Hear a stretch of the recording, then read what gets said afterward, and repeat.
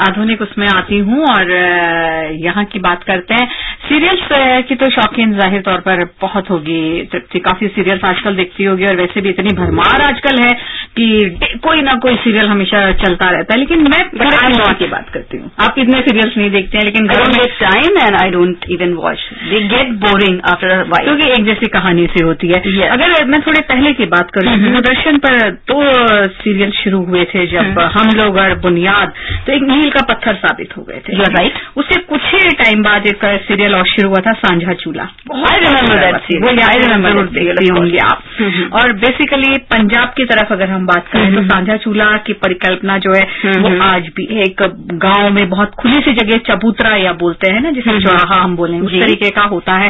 बड़ा सा चूल्हा होता है, गांव की हर घर की महिलाएं आटा गूंदा और वो सब लेकर आ जाती हैं, वहां पर खाना वाना बनाती हैं अपने they are making rotis, they are discussing गप वप, सुख दुख भी बांटती हैं, अनुभव भी सुनाती हैं, सास बहुओं की बात करती हैं, बहू सास की बात करती है। एग्जैक्टली, बेसिकली अपने अनुभव बांटते हैं, सुख दुख बांटती हैं और इस सब के साथ एक आपस में मेल मिलाप जरूर उनके बीच में बहुत बढ़ जाता है। And one more thing Lovleen, जो फ्यूल है उसको भी सेव करती है, वो भी सेव करती है।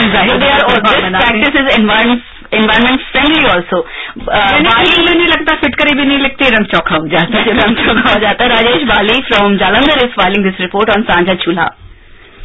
याद है वो सांझे चूल्हे जो पंजाब के गांवों में पहले आमतौर पर देखे जा सकते थे, जहां महिलाएं इकट्ठी हो चप्पे बोलियां गाते हुए रोटियां बनाया करती थीं। सावन दा महीना, बागा विच बोलन मोर, लाओ तंदूर ते रोटियां, माहीनो पुखदा जोर, लाओ नी सखियो रोटियां, रोटियां लाओ होर। सांझे चूल्हे की यह बातें सुनकर 60 के दशक के लोगों की पुरानी यादें ताजा जरूर हुई होंगी, परंतु आजकल की पीढ़ी, विशेष तौर पर शहरी पीढ़ी ने यह रिवायती सांझे चूल्हे नहीं देखे होंगे। हाँ, उन्होंने इसके बारे में पढ़ा या सुना जरूर होगा।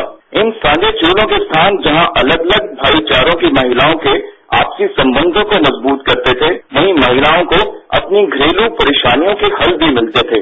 खाना भी कुछ हटकर व अलग स्वाद का होता था। आधुनिकता और समय के अभाव के दौर में यह सब अब खत्म सा हो गया है। परंतु फाजिल्का की एक गैर सरकारी संस्था ग्रेजुएट्स वेलफेयर एसोसिएशन सांझा चूल्हा की रिवायत को फिर से शुरू करके समाज के प्रति एक अच्छा काम कर रही है। चाहे अभी यह फाजिल्का के अर्ध शहरी व ग्रामीण इलाकों में ही शुरू की गई है, परंतु लोगों ने इसमें रुचि लेनी शुरू कर दी है। संस्था द्वारा ज्यादा आबादी वाले 3 स्थानों पर 7 सांझे चूल्हे स्थापित किए गए हैं। हर एक चूल्हे पर 15 परिवार रोटियां बना सकते हैं। इस समाज व वातावरण दोस्ताना काम को आगे बढ़ाने के लिए अब लोग खुद ब खुद आगे आने लगे हैं। पहले 2 चूल्हों का इलाकों की सबसे बुजुर्ग महिलाओं 103 वर्षीय कम्मोबाई व 93 वर्षीय दानोबाई द्वारा उद्घाटन किया गया था।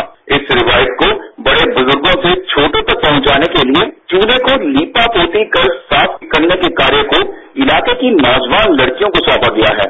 संस्था के सेक्रेटरी श्री नवदीप असीजा का मानना है कि यह कंसेप्ट न सिर्फ ऊर्जा की बचत करेगा बल्कि वातावरण को